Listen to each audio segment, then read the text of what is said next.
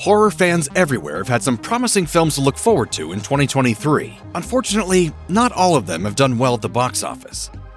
January tends to be a mixed bag for new movies. Occasionally, you get an unexpected breakout, much like what happened with Megan this year. But you also get movies that sort of shoot their shot, hoping to perhaps catch on with audiences, given a lack of blockbuster competition. And sometimes, it just doesn't pan out. That was the case with director Deon Taylor's Fear, which came and went in a flash. It's a shame, too, as the film was independently distributed and produced during the pandemic. It was an admirable filmmaking pursuit that wasn't really much of a success commercially, at least not theatrically, anyhow. The film centers on a group of friends who have a nightmare stay in the mountains during the pandemic. It was met with roundly negative reviews upon release, and considering that it had very little mainstream promotion, one could say it was doomed from the start. Fear failed to crack the top 10 at the box office on its opening weekend, and it all but disappeared from theaters within 3 weeks. It earned a mere $2 million in total. The good news here, however, is that the film was made without a big studio budget, so over time it stands to make its money back through VOD and streaming. Still, the lack of buzz means that this one also stands the risk of, more or less, being lost to time.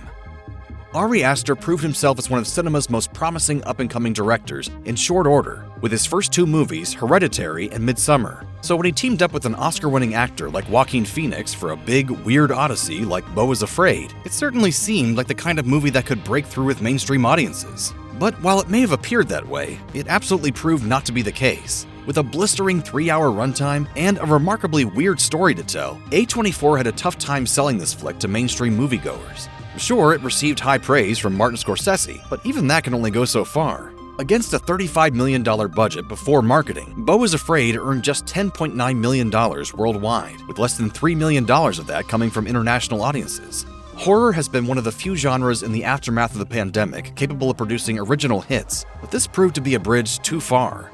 Aster is going to be fine, as his hits far outweigh this one miss, but it certainly puts more pressure on what comes next for the filmmaker. Nicolas Cage has been on an upswing for the past few years, thanks to acclaimed movies such as Mandy and Pig. This phase in his career has come after close to a decade of being stuck doing largely direct-to-video schlock. Naturally, Universal Pictures had the big, bright idea to cast the Oscar-winning actor as Dracula, in a new take on the famed literary bloodsucker. This ultimately took the form of Renfield. The film takes place in the modern day and features Nicholas Hoult as Dracula's famed assistant as he looks to see what life has to offer beyond working for a vampire. Unfortunately, it didn't pan out as well as it sounded like it could have on paper. I will no longer tolerate abuse. Despite a compelling performance from Cage as the iconic vampire, director Chris McKay's Renfield was met with mixed reviews upon arrival.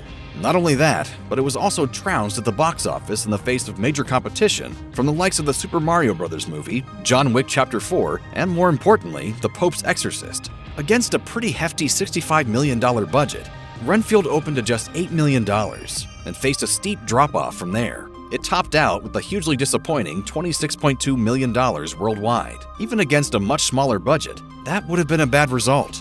But considering the high investment and low returns, Universal was truly emptied from this project, much like one of Dracula's victims.